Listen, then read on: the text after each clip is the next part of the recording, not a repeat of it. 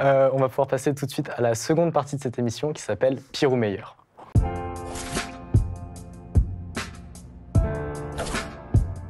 Du coup, pire ou meilleur, le concept est assez simple. Vous allez pouvoir me raconter une histoire que vous avez vécue, peut-être 2, peut-être 3, autant que vous voudrez, qui vous a marqué dans votre parcours artistique. Et peut-être que Noah, t'as envie de démarrer, je pense. Attends, je réfléchis quand même.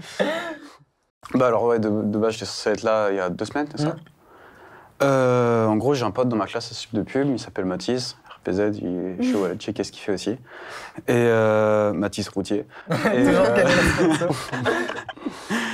Et écoute, il vient de Caen, donc c'est un mec de Caen, et il connaît pas mal de monde là-bas, dont même son grand frère qui a des relations et tout. Il connaît un rappeur qui s'appelle Vénis, qui rappe en français et en ricain, en anglais, mais c'est très crédible, c'est pas genre le français qui se lâche du ricain, c'est genre ça le fait, genre il est chaud.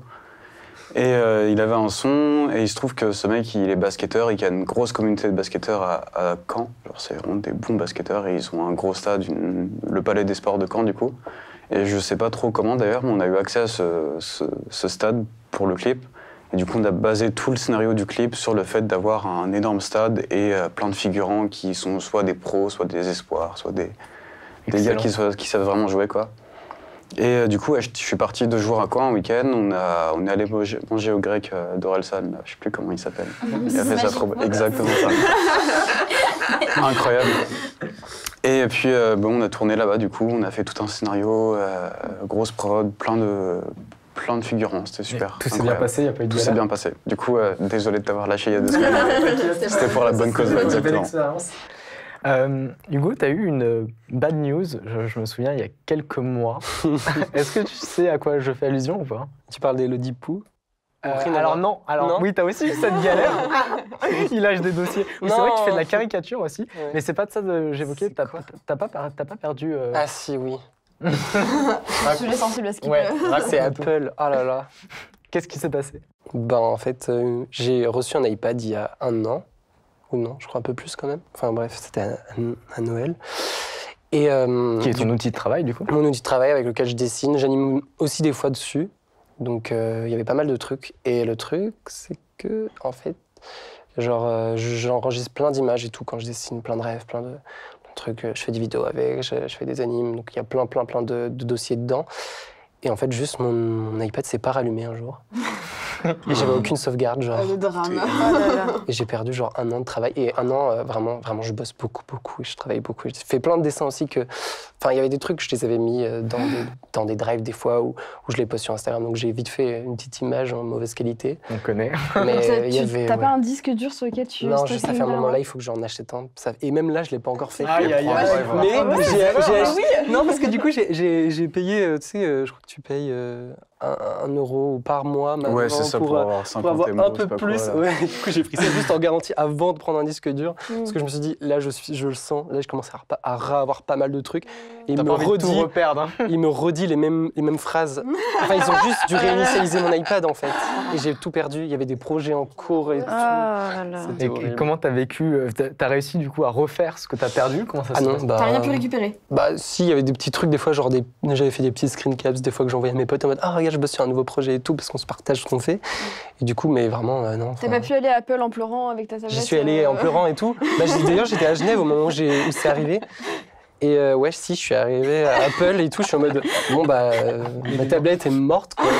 Ils m'ont dit, on peut rien faire, on est obligé de la réinitialiser. Et j'étais en mode quoi, mais c'est pas possible. Et si, seule solution, ils m'ont pas fait payer. Parce que s'ils m'avaient dû me faire payer le service pour m'enlever tout. Non, ils ont rien pu récupérer. Parce que, il restait des petits trucs, tu vois, genre en mode au début, t'as quoi? T'as un petit peu de place. Comment ça s'appelle déjà l'espace le drive, le stockage interne. Ouais, un truc comme ça. Et en gros, j'avais genre peut-être les 2 premières semaines d'iPad de janvier. 3% de ce que t'avais perdu. Ah non, mais horrible. C'était atroce. Bon, Nota bah, bene, acheter un disque dur. Ouais, les backups, les gars, hein, c'est important. C'est très important. Clairement. T'as pas eu de problème de sauvegarde, toi, Ça non m'est déjà arrivé une fois, j'ai monté un documentaire de genre 45 minutes Ok. et j'ai tout perdu parce que tu sais, les contrôles S maintenant, c'est devenu une habitude tout le temps. Mais ouais, 45 minutes de montage qu'il faut refaire en rush, genre, c'était terrible. Je crois, pendant une semaine, j'ai pleuré, puis après, j'ai recommencé à bosser derrière. Ça, il fait l'intention. Alison, Alice, des petites histoires à nous raconter? Ouais, bah, il y a trop plein d'anecdotes super. Donc, en vrai, pratiquement tout ce que j'ai fait, c'était des super expériences et des super anecdotes. J'ai des trucs un peu marrants, et c'est des trucs que j'ai partagés avec Alison d'ailleurs à chaque fois, il me semble, pour les 2 histoires. En gros, il y avait une histoire où pour un de tes amis, on avait tourné un clip dans la forêt. Oui. Et c'était un peu marrant parce que du coup, on avait tourné dans la forêt, on était en jogo et en débardeur et tout, c'était genre l'été, je crois. Oui. Et en fait, on s'est rendu compte le soir, on était 4 danseurs, qu'il y en avait un qui avait des tics partout et machin. Et du coup, enfin bref, on avait chopé des merdes de tics. Alors moi je n'étais pas Moi, j'en avais pas eu non plus, Je heureusement. sais pas, Zoé, je me souviens plus. Si elle en avait, je Mais crois. enfin bref, et du coup, c'était un peu marrant. Ah là là. C'était un peu une galère. Le tournage qui finit en urticaire. Ah non, mais vraiment, c'était un peu marrant. Oui, parce que c'était l'été, en fait, on était en short dans la forêt et tout, tu vois, et en fait, Et on je sais pas avait- comment ouais. c'était, on s'était assis par terre et tout, mais il me semble qu'il nous en avait peut-être parlé avant, mais enfin bref. franchement, c'est bizarre, je sais pas Mais du coup, pourquoi. c'était un peu marrant quand même. Et la deuxième histoire, c'est vraiment dans le même délire de apprendre un peu de ses erreurs. Et c'est une histoire qui est ambivalente parce que c'était une super expérience, mais il y a des trucs à retenir quand même. C'est que du coup, pendant que j'étais à Nantes en formation, avec notre classe qu'on avait pendant une des promotions qu'on a faites, on a créé un projet qui était un projet qu'on devait construire pour la formation, qui s'appelait Je Veille. Et ensuite, ce projet-là, on l'a emmené un peu plus loin, en festival, etc., parce que c'était vraiment un projet qu'on avait adoré faire et on avait envie de le pousser plus que juste pour le projet de décembre.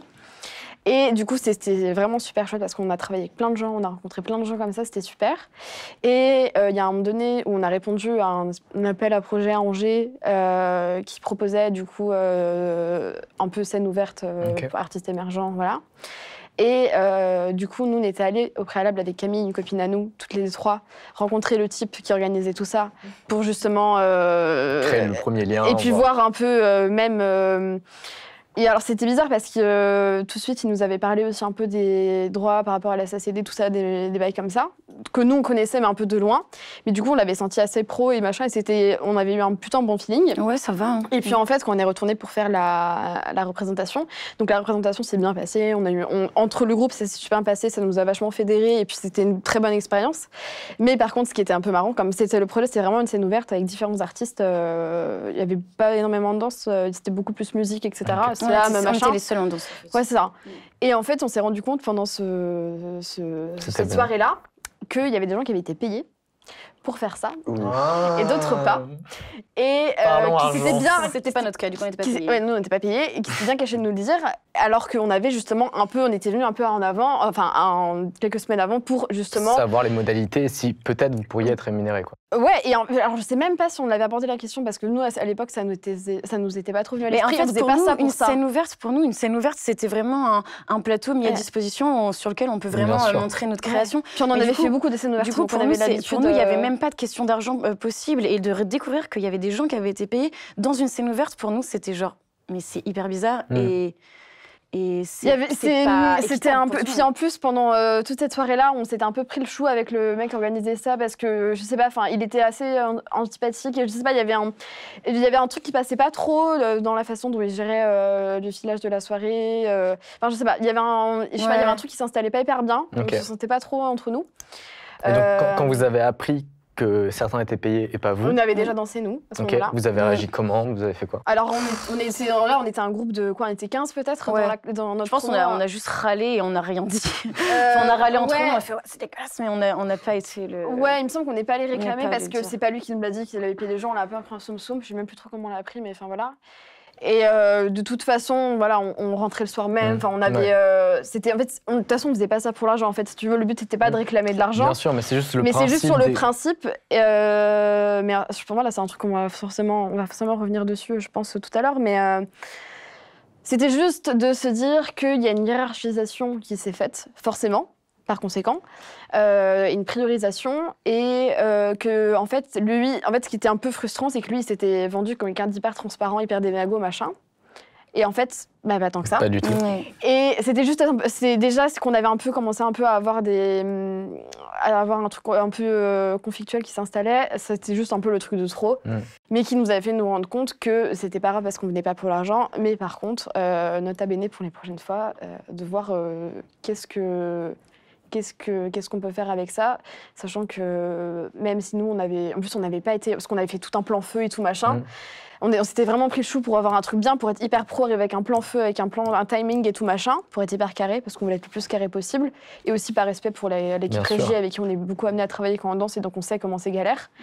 Et en fait, il nous avait demandé juste 2 lumières, il nous avait filé des douches vite fait, des lumières qu'on voulait pas et tout machin. Donc déjà, mais on n'avait pas été chiant là-dessus, chiant et chiante. Mais du coup, voilà, c'était juste un peu le truc de trop, de déjà on n'est pas chiant.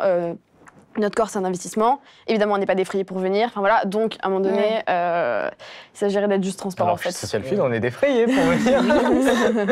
Donc, voilà. Hugo, t'as déjà eu des problèmes d'argent sur tes créations? Je sais pas, est-ce que tu vends peut-être tes caricatures? Ouais, un petit peu. Ouais, je fais ça de temps en temps, en vrai. Des commandes, on appelle ça et tout.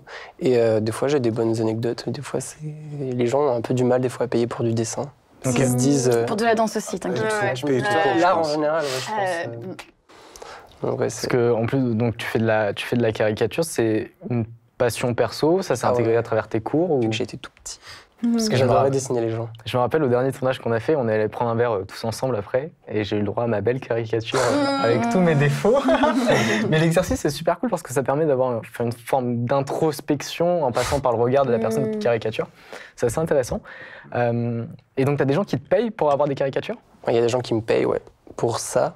Et des gens qui me demandent et qui, des fois, sont un peu étonnés du prix. Et des fois, ça crée des petits soucis aussi. Et tu arrives quand même à imposer ton pricing. Ouais, oui. Bah, maintenant, il y a une technique aussi, c'est que je n'envoie rien avant avant d'avoir reçu un paiement et tout, genre PayPal.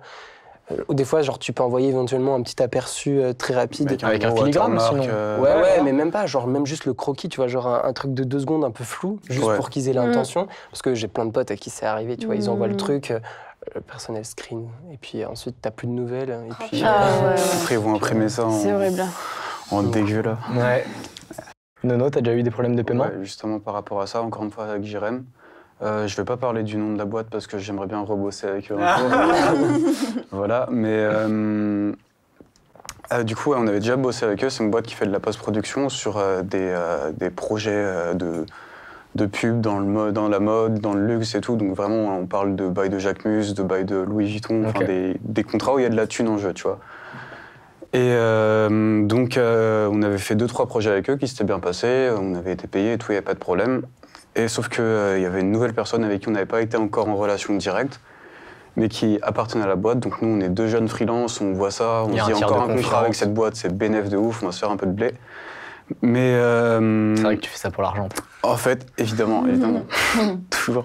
Non, mais les projets comme ça, forcément. Bien sûr. En gros, ils nous ont vendu un projet, c'était censé être une campagne, je crois, justement pour Louis Vuitton, où il fallait trouver une solution en post-prod pour corriger un peu à la chaîne, qui puisse juste trouver comme faire un tuto en fait que eux ils pourront appliquer à la chaîne sur toute la campagne.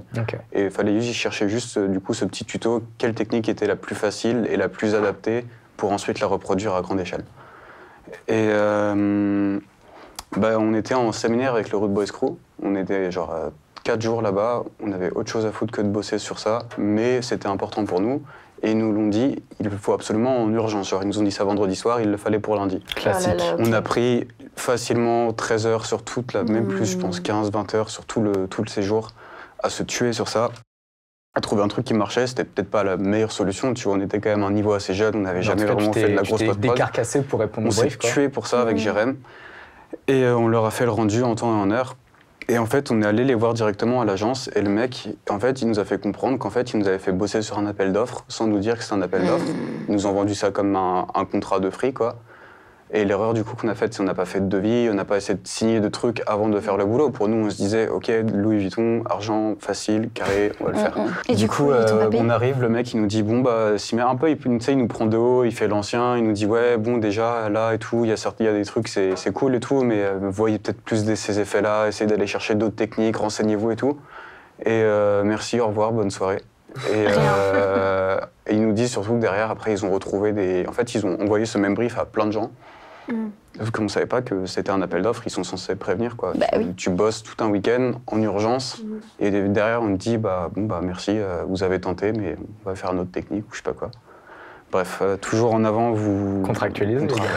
Contrat, devis, mettez-vous d'accord sur ce qu'ils veulent, même quand les clients, ils sont rush.